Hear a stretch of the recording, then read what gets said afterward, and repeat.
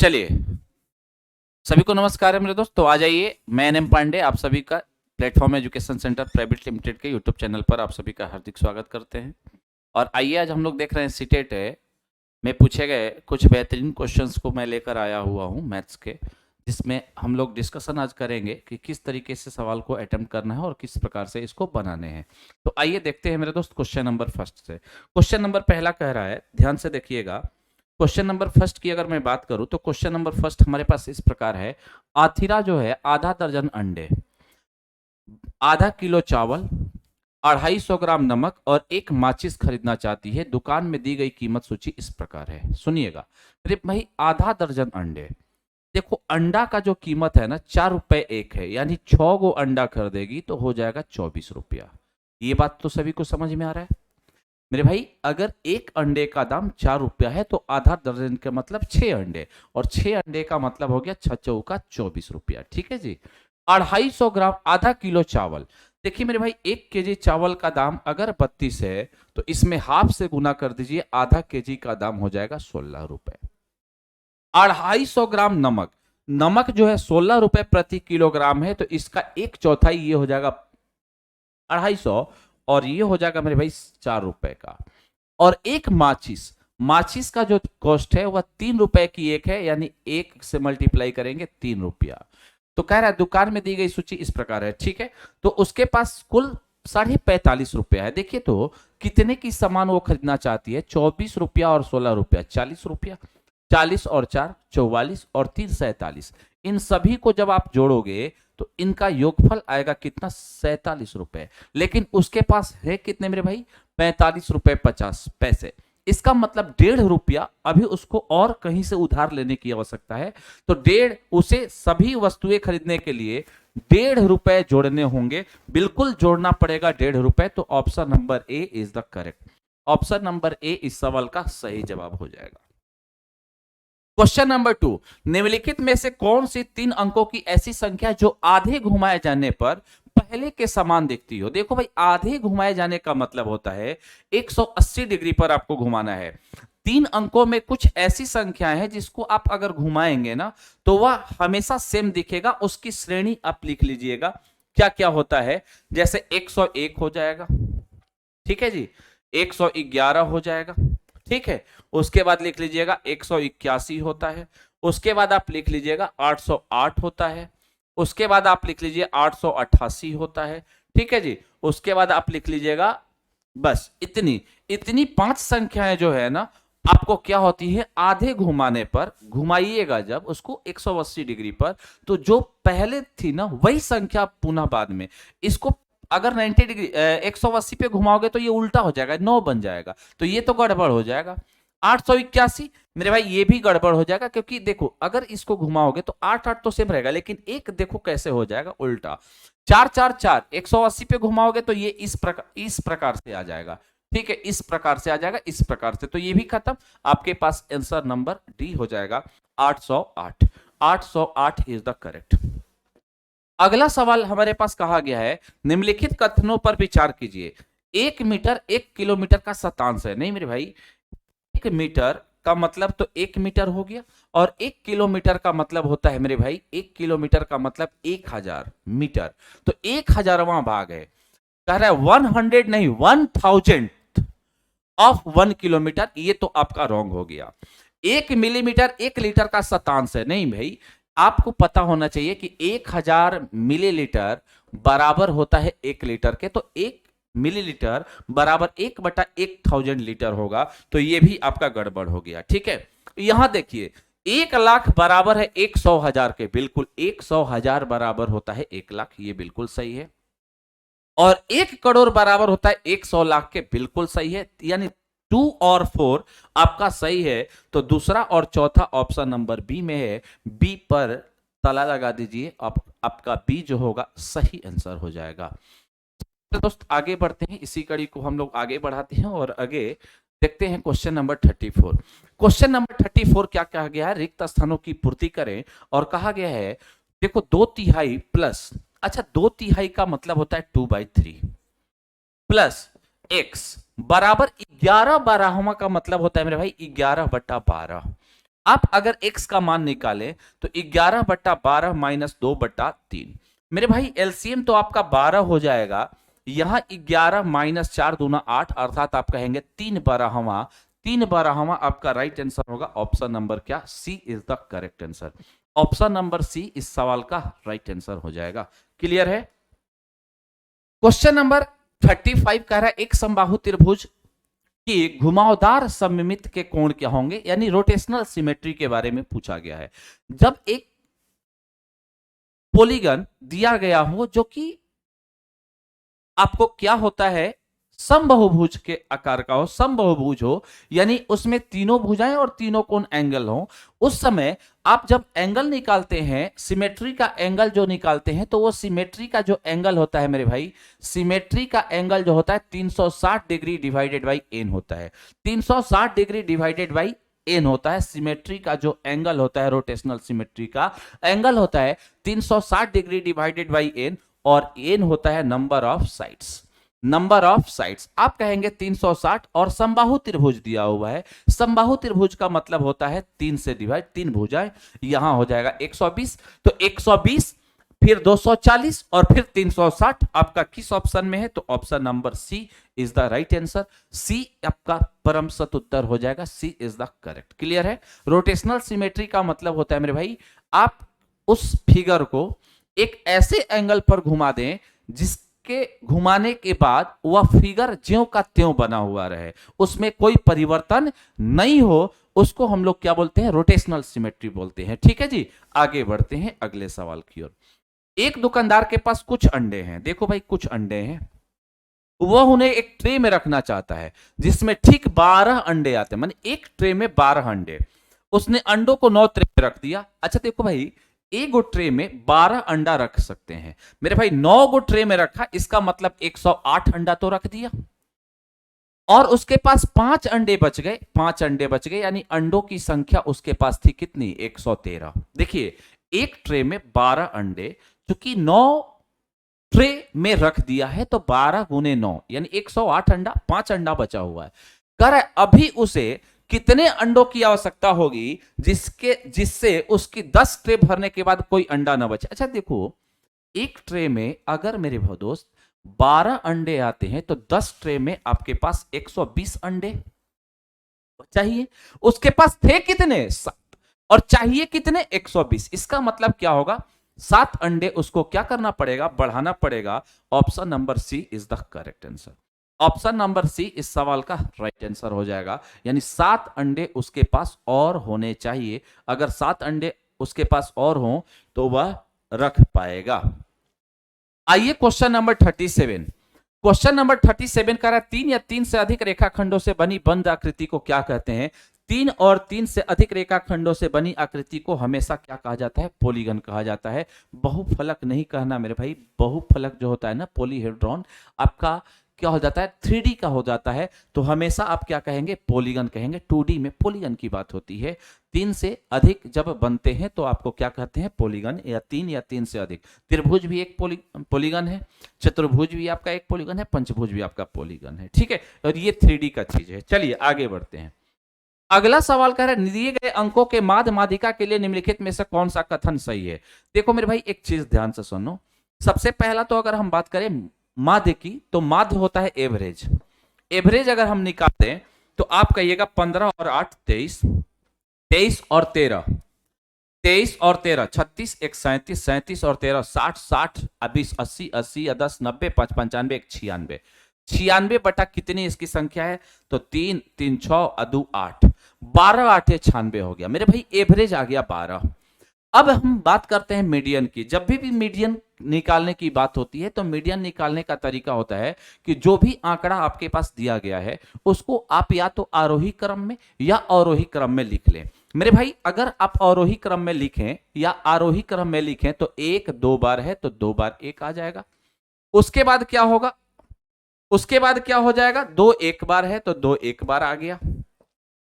उसके बाद मेरे दोस्त आपको लिखना पड़ेगा किसको, 8 को। उसके बाद लिखना पड़ेगा 13 को, उसके बाद लिखना पड़ेगा 15 को, फिर 15 को, और उसके बाद 20 को, और देन 23 को, 20 को और फिर क्या 23 को। सुनिएगा, कितने थे? 3 3 6 2 8, 3 3 6 2 8। होता क्या है कि जब आप उसको आरोही क्रम में लिख लेते हैं ना, उसके बाद जब पदों की संख्या ऑड हो, जैसे 5 उंगलियां हैं तो इसमें बीच वाला ये है, तो यही आपकी माध्यिका होगी। जब पदों की संख्या ऑड हो तो बीच वाला मीडियन होगा, लेकिन पदों की संख्या जब इवन हो जाए तो दो बीच वाले का एवरेज हमेशा मीडियन होता है। दो बीच वाले का एवरेज हमेशा मीडियन होता है। तो देखो मेरे भाई, 3 गो इधर से निकाल दिया, 3 गो इधर से निकाल दिया, 3 गो इधर से निकाल दिया, हमारे पास बच गया 13 और 15। इसका एवरेज अगर हम बात करें तो हो जाएगा 14। कैसे?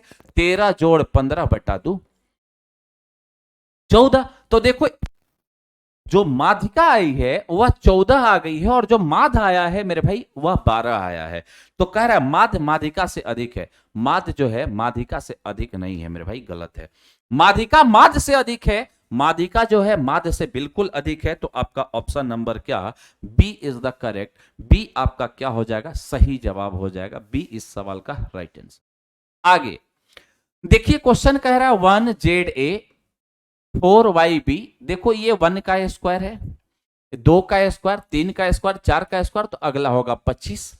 25। अब ध्यान दीजिए, जेड है, वाई है, एक्स है, डब्ल्यू है, तो डब्ल्यू के पहले क्या होगा? भी होगा। तो भी तो यहां है मेरे भाई, यहां तो ये खत्म हो जाएगा, ये भी खत्म, तो 25 भी। और देखो ए बी सी डी, यहां ई आ जाएगा, तो 25 भी ई। ऑप्शन नंबर क्या? B is the correct answer. Option number B इस सवाल का राइट आंसर हो जाएगा। आइएगा क्वेश्चन नंबर 40। एक चौराहे पर लगी 4 ट्रैफिक बत्तियां क्रमशः 30 सेकंड, 45 सेकंड, 1 मिनट और 75 सेकंड के बाद बदल जाती हैं। ध्यान देना, 30 सेकंड, 45 सेकंड, 1 मिनट, 60 सेकंड और 75 सेकंड के बाद बदल जाती है। यदि सभी बत्तियां एक साथ दोपहर में 1:35 PM पर बदलती हैं, तो अगली बार जब ये एक साथ बदलेंगी तो वह समय क्या होगा? मेरे दोस्त, आप इसका एलसीएम लीजिए। एलसीएम की बात अगर करी जाए तो देखो 30 और 60 का तो 60 हो जाएगा, 60 हो जाएगा। 60 और 45 की बात करी जाए तो मेरे भाई 180 हो जाएगा। ठीक है जी, 180 हो जाएगा। क्लियर है? अब 180 और 75 की बात करनी है, 180 और 75 की, तो इसको आप लिख दीजिए 15 गुने 5, और इसको आप लीजिएगा 15 गुने कितना? 12। 15 गुने कितना? 12। मेरे दोस्त एक चीज देखो, दोनों में 15 है, 15 ले लिए। अब 12 और 5 का 60 हो गया, तो 15 छक्का 900, यानी 900 सेकेंड। 900 सेकेंड आपका एलसीएम आया, और 900 सेकेंड एलसीएम का मतलब हो गया कि मेरे भाई 15 मिनट के बाद बदलेगी। 15 मिनट के बाद बदलेगी। तो देखो 1:35 में जली थी, तो 15 मिनट बाद 1:50 हो जाएगा, तो 1:50। ऑप्शन नंबर क्या? बी आपका सही जवाब। क्लियर है? बी आपका क्या हो जाएगा? सही जवाब हो जाएगा। यहां हमने लिखा है 900 बटा कितना? 60। 900 सेकेंड आया था, यहां एलसीएम आया था कितना? एलसीएम आ गया था मेरे भाई 900 सेकेंड। एलसीएम जो था वह 900 सेकेंड, और 900 सेकेंड का मतलब होता है कितना? 15 मिनट। आगे बढ़ते हैं। क्वेश्चन नंबर नेक्स्ट क्या कह रहा है, थोड़ा सा ध्यान देना है। कह रहा है मेरे भाई, मर्लिन की मां ने उसके जन्मदिन पर टॉफियों का पैकेट अपने साथियों के साथ बांटने के लिए दिया। मर्लिन ने टॉफी का 2/7 भाग अदिति को, 1/6 भाग अमल को, 2/5 भाग फरहान को और 1/7 भाग जैरी को दे दिया। देखो मेरे भाई कितना कितना दिया, देखो तो पहला आदमी को दिया है 2/7, दूसरे को दिया है मेरे भाई कितना? 1/6, तीसरे को दिया है 2/5 और चौथे को दिया है 1/7। 1/7 कह रहा है यदि उसके पास सिर्फ 2 टॉफियां बची हुई हो तो शुरुआत में पैकेट में कितनी टॉफियां बची हुई? अच्छा एक चीज देखना मेरे भाई, 7, 6, 4 और 5, सॉरी 7, 6, 7 और 5 का एलसीएम 210। यानी इसका जब आप एलसीएम लेते हो ना, तो यही एलसीएम जो होता है ना, टोटल टॉफियों की संख्या को प्रदर्शित कर देता है। किसकी संख्या? हर का। हर का एलसीएम जब आप ले लेते हो तो हर का एलसीएम टॉफियों की कुल संख्या को प्रदर्शित करता है। अगर मैं बात करूं कि एलसीएम सर अगर लूं तो एलसीएम आपका 210 आ गया मेरे भाई। 210 से यहां गुना, 210 से यहां गुना, 210 से यहां गुना और 210 से यहां गुना, ये 30 अंतिम वाले को मिला था। 5 2 चौका 20, 5 दूनी 10, 84 को यहां मिला था। ये आपका हो जाएगा मेरे भाई 6 दूनी 36 18, 6 25 35 को, और ये हो जाएगा 30 दूनी 60 को। तो देखो टोटल टॉफी 210 को थी, जिसमें 60 को पहले आदमी को, 35 को दूसरे आदमी को, तो 95, 95 और 30 125, 125, 125 और 80, 125 और 80 205, 205 और 4 और 209 टॉफी बांट चुकी है मेरे भाई। उसके पास था कितना? 210, बांटी कितना है? तो 209 टॉफी बांट चुकी है। इसका मतलब एक टॉफी बचा और एक टॉफी का मान दिया हुआ है कितना? 2। एक का मान 2 है, तो बताइए 210 का मान कितना हो जाएगा? तो आप कहिएगा सर 420, और टोटल टॉफियों की संख्या जो थी उसके पास कितनी थी? 420 थी। Option number D is the correct answer. Option number D इस सवाल का राइट आंसर हो जाएगा। आगे कह रहा रेखा कागज मोड़कर घन बनाना सीखती है, वह 10 सेंटीमीटर भुजा वाले 12 घन बनाती है। भाई 10 सेंटीमीटर भुजा वाले, अगर मैं बात करूं एक घन का आयतन भुजा क्यूब, तो 10 का क्यूब हो जाएगा 1000, घन का आयतन, एक घन का आयतन 1000 हुआ। ऐसे ऐसे कितने घन बनाती है? 12। तो भाई एक घन का आयतन अगर 1000 हुआ, तो 12 घन का आयतन होगा 12000। अब ध्यान दो, अब उसे सभी घनों को रखने के लिए एक बड़ा डब्बा चाहिए, ठीक है? तो इस बड़े डिब्बे का आयतन कितना होना चाहिए ताकि सभी छोटे घन बिना खाली जगह छोड़े? कहने का मतलब हुआ कि उस 12 घन को एक बड़े से डब्बे में डालना है, और इस प्रकार से डालना है कि कोई स्पेस आपका बचा हुआ नहीं रह जाए। तो जितना आयतन इसका है उतना ही बड़ा चाहिए, यानी 12000 सेंटीमीटर क्यूब। आपका राइट आंसर होगा ऑप्शन नंबर क्या? C. Option number C is the correct answer. Option number C इस सवाल का राइट आंसर होगा। आगे बढ़ते हैं 14। मेरे भाई 14 की अगर मैं बात करूं तो 14 नंबर देखो क्या कह रहा है। यह चार्ट एक स्कूल से 5 शिक्षकों की लंबाइयों और भार को दर्शाता है। नाम और लंबाई: राधिका 5 फुट 4 इंच 55.5 केजी, अमन 5 foot 10 inch 67 KG, Vineet 6 foot 1 inch 72.5, कविता 5 फुट 2 इंच। ठीक है, जो भी है। अब पहला ऑप्शन, इसको तो आपको ऑप्शन से ही देखना पड़ेगा। मेरे भाई कह रहा है विनीत सबसे लंबा है। देखो विनीत लंबा तो है, 6 फुट 1 इंच का है, बाकी कोई नहीं है, बाकी कोई नहीं है। ये 5 फुट 10 इंच का है। चलो ये तो लंबा है, लेकिन परंतु उसका भार अमन से कम है। अमन कहां है? 67 केजी से कम कहां है? ज्यादा ही। खत्म, गलत हो गया। रोहिणी की लंबाई कविता की लंबाई से 6 इंच कम है। देखो रोहिणी की लंबाई, रोहिणी की लंबाई 4 फुट 10 इंच, कविता की लंबाई 5 फीट 2 इंच से 6 इंच कम है। 5 2, तो यहां 12 होता, 12 इंच बराबर 1 फुट होता है। तदु अदु 4, 4 कम है मेरे भाई, ये भी गड़बड़ हो गया। ठीक है, यहां आ जाइए। राधिका और विनीत के भारों का योग, राधिका और विनीत, राधिका और विनीत के भारों का योग जोड़िए। 5 2 7, 7 5 12, 7 5 12, यानी हो गया 5 2 7 128, 28 केजी। अमन और कविता के भार के योग से कम है। अमन और कविता, अमन कहां है? यहां है, कविता यहां है। 60 और 70, तो ये हो जाएगा 7, ये 127। देखो भाई कह रहा है कविता के भारों के योग से कम है। कम कहां है? ज्यादा है ना, तो ये भी गलत हो गया। एक ही ऑप्शन बचा, option number D. Option number D पे ताला लगा दीजिए। Option number D. अगर आप चेक करना चाहें तो चेक कर सकते हैं। रोहिणी का भार, रोहिणी का भार देखिए कितना, 45। कविता के भार का, कविता का 60 है, के 3/4 के बराबर है। देखो मेरे भाई 4 से काटो 15 पर में, 15 तिया 45, 45 बराबर हो गया। क्लियर है, आगे बढ़ जाइए। अगला, द वैल्यू ऑफ 24.5 गुने 5। अच्छा देखो इसको गुना करोगे तो 24 5 120, 122 हो जाएगा। हो जाएगा, बोलिएगा। 5 चौका 20, 5 चौका 20 2 22, और 5 दूनी 10, 100 हो जाएगा। माइनस ये तो आपका हो जाएगा 18, ये हमने काट दिया पहले ही 18। यहां अगर गुना करोगे तो 5 चौका 20, 2 हो गया 25, 102, 102। मेरे भाई 122 में से अगर 102 को घटाओगे तो ये हो जाएगा 20, और 20 में से 18 घटा लोगे, आंसर होगा 2। ऑप्शन नंबर क्या? C is the right answer. Option number C आपका सही जवाब होगा। आगे, कह रहे निम्नलिखित संख्याओं में से सबसे बड़ी और सबसे छोटी संख्या का, देखो इस सबसे बड़ी, अब 1010 है, 1101 है, तो सबसे बड़ी तो हो गया 1101, और सबसे छोटी की अगर बात करी जाए तो 1001 है ना है जी, ये 1010 है, 1011, 1001, 1001, इन दोनों का क्या कह रहा है अंतर, तो 0 0 1 और ये भी 0, यानी 100 आपका राइट आंसर होगा। ऑप्शन नंबर क्या, D is the correct, option number D इस सवाल का राइट आंसर होगा। उम्मीद है आपको समझ में आ रहा होगा।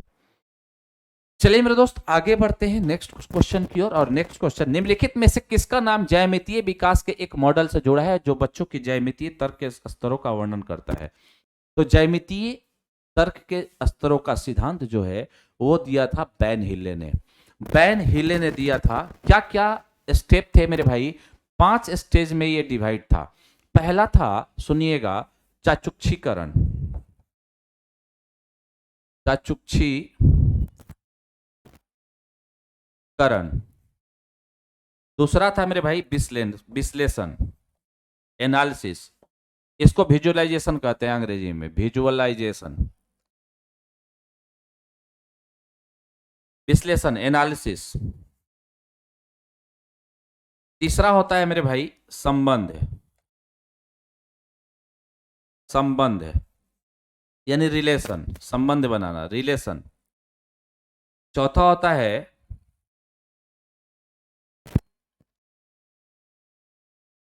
और पांचवा दृढ़ता। चौथा जो होता है मेरे भाई आपका होता है निगमन, इंडक्टिव, इंडक्टिव, इंडक्टिव, इसको बोलते हैं निगमन।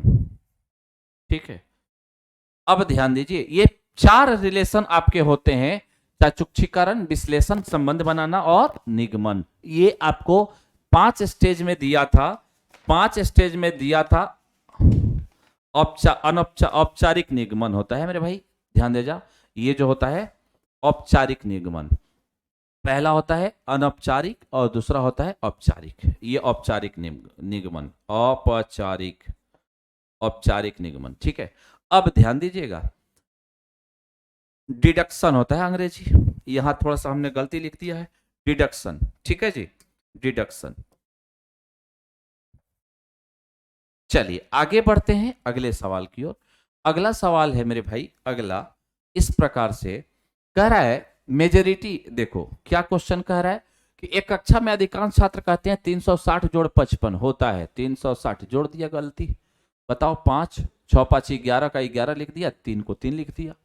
इस भ्रांति को दूर करने के लिए कौन सी अवधारणा को दोहराना सबसे उपयुक्त होगा? जोड़ने के समय पूर्ण समूहीकरण, बिल्कुल पूर्ण समूहीकरण। कहने का मतलब, जब आपका जोड़ 2 अंकों में पहुंच जाए तो आपको इकाई दहाई के बारे में उसको पूर्ण बताना पड़ेगा, समूहीकरण, यानी 10 का एक समूह बनाइए, फिर जो 10 से एक्स्ट्रा आता है उसको दूसरे समूह में भेजिए, ये पूर्ण समूहीकरण कहलाता है। तो आपका ऑप्शन होगा क्या, ऑप्शन नंबर ए, जोड़ने के समय पूर्ण समूहीकरण आपको क्या करना होगा, बताना पड़ेगा।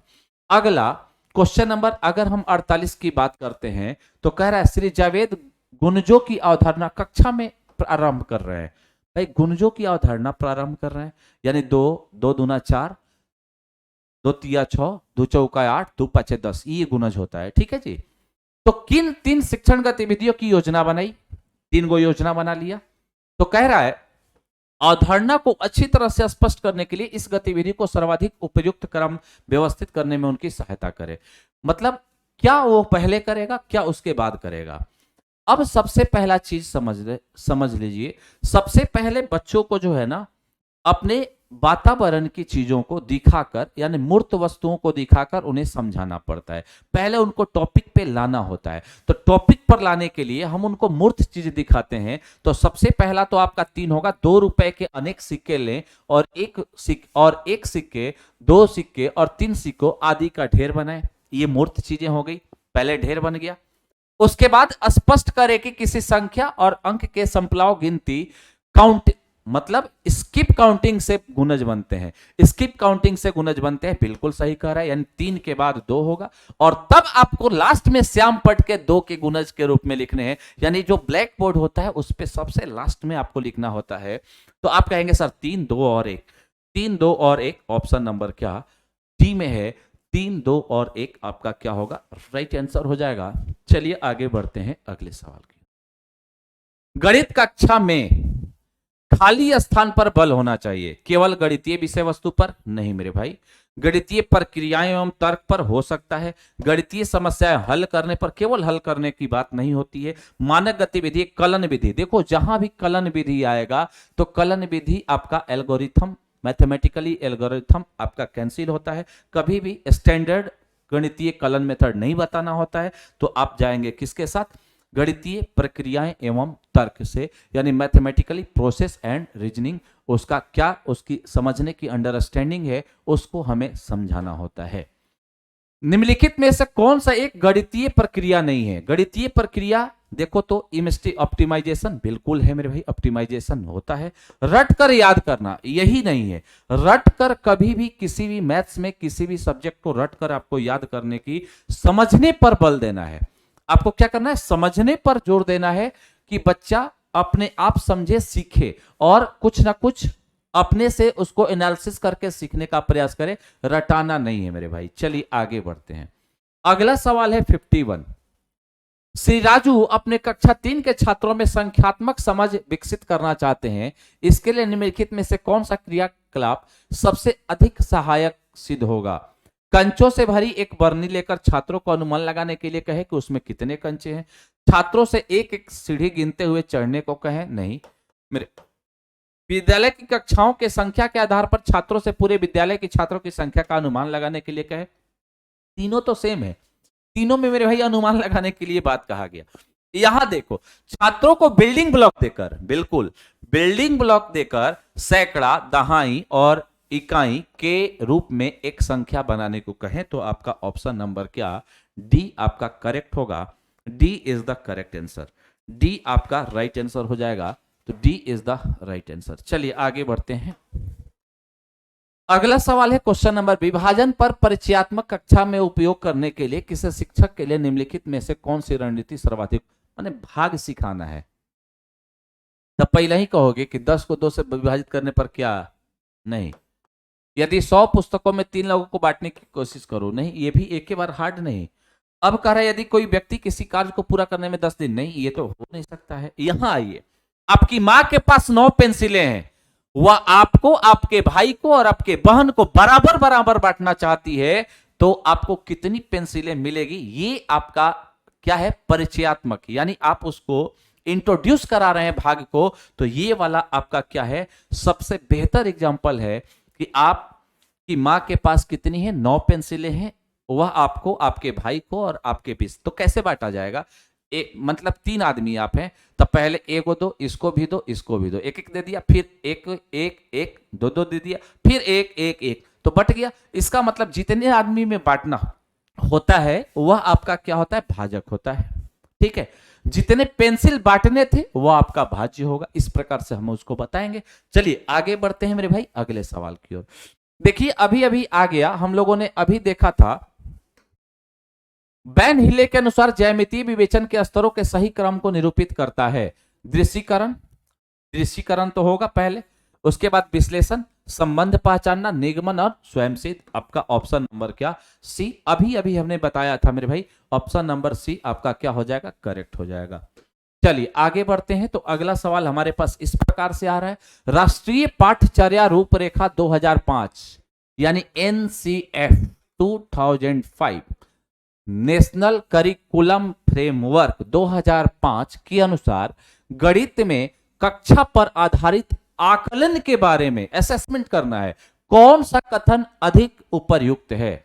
इसे सिर्फ विद्यार्थियों के मूल्यांकन के लिए ही नहीं करना चाहिए, बल्कि प्रतिपुष्टि प्रदान करने एवं शिक्षण अधिगम की प्रक्रिया को सुधारने के लिए भी करना चाहिए। इसे कक्षा में विद्यार्थियों को श्रेणीबद्ध करने के लिए किया जाना चाहिए, श्रेणीबद्ध कभी नहीं होगा, क्लासिफाई नहीं करना है। इसे गणितीय निर्देशों का हिस्सा भाग नहीं होना चाहिए मेरे भाई, गणितीय भाग नहीं होना, अपितु इसे गणितीय निर्देशों के पश्य करके नहीं किया जाना चाहिए। स्व आकलन प्राथमिक कक्षाओं में संभव नहीं है। आपका ऑप्शन होगा ए। इसे सिर्फ विद्यार्थियों के मूल्यांकन के लिए नहीं बल्कि प्रतिपुष्टि प्रदान करके शिक्षण अधिगम की प्रक्रिया को सुधारने के लिए करना चाहिए। ये एनसीएफ 2005 में मैथ्स के बारे में कहा गया था। 55 की अगर बात करी जाए तो 55 कह रहा है निम्नलिखित में से कौन से कथन प्राथमिक स्तर के अधिगमकर्ताओं का मतलब सीखने वाले बच्चे, अधिगमकर्ताओं में गणित अधिगम के बारे में सही है। बच्चे विद्यालय में गणित के बारे में कुछ विचारों मतों के साथ आते हैं, बिल्कुल सही है। जब बच्चे घर से स्कूल आते हैं तो मेरे भाई कुछ ना कुछ अपना क्या करता है, मत लेकर ही आता है, कुछ ना कुछ क्या करता है, मत लेकर ही आता है। उसके बाद कह रहा है विद्यालय आने से पहले गणित के बारे में बच्चों के विचार स्कूली गणित के लिए असंगत होते हैं, नहीं असंगत नहीं होते हैं, संगत होते हैं, ठीक है जी।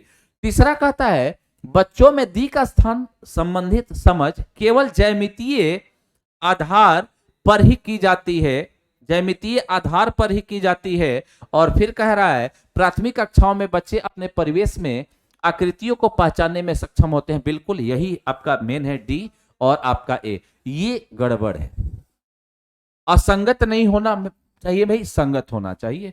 बच्चों के दिक स्थान संबंधित केवल आ गया मेरे भाई, केवल ज्यामिति से नहीं।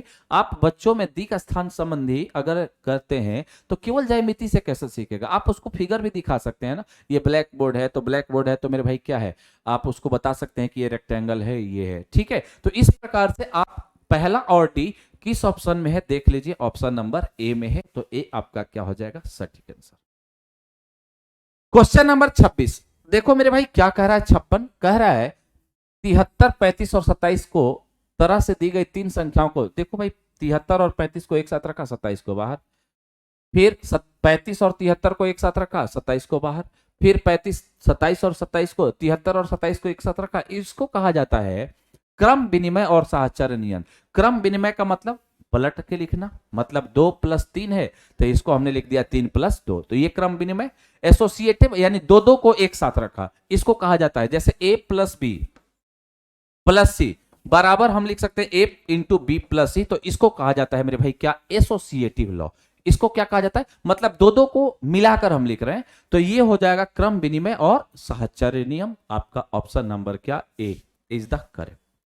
आगे अगर हमसे बात कहा गया है तो निम्नलिखित में से कौन सा गणित के शिक्षण एवं अधिगम की प्रक्रिया से संबंधित नहीं है मेरे भाई, अमूर्तन, अन्वेषण, ऑप्टिमाइजेशन और रट कर याद करना, ये सारे गणित की प्रक्रिया में शामिल है। लेकिन आपका ऑप्शन नंबर डी रट कर याद करना गणित की प्रक्रिया में शामिल नहीं होता है। आगे आ जाइए। आगे अगर बात करें तो निम्नलिखित कथनों में से कौन सा कथन गणितीय कार्यों के लिए उपयुक्त नहीं है। उपर्युक्त गणितीय कार्यों में जब विद्यार्थियों की चुनौती दी जाती है तब प्रायिकता होती है कि कठिन समस्याओं से निपटने की उनकी क्षमता में वे आत्मविश्वास पूर्ण बन जाएंगे, बिल्कुल सही कह रहा है।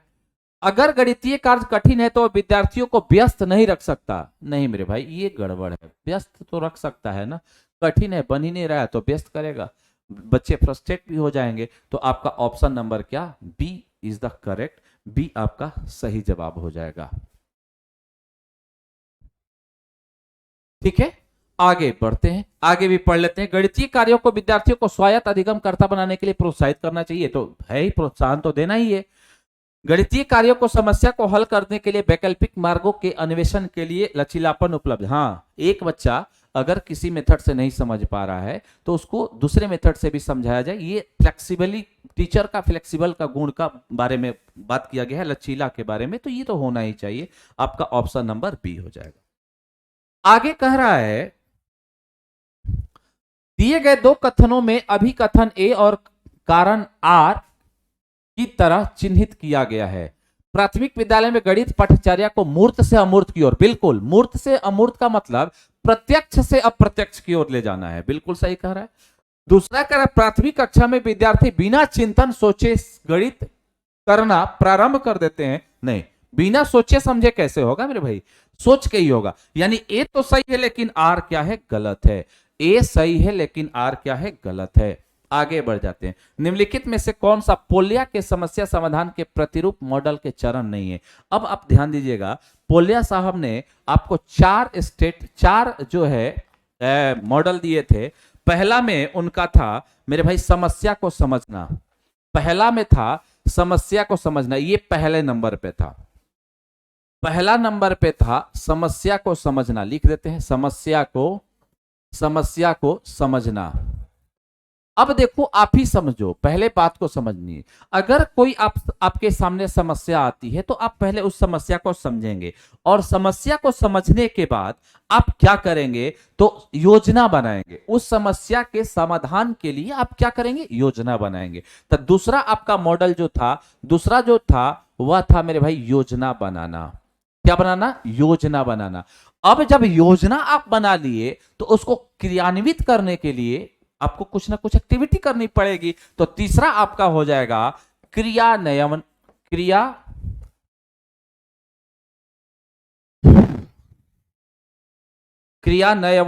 है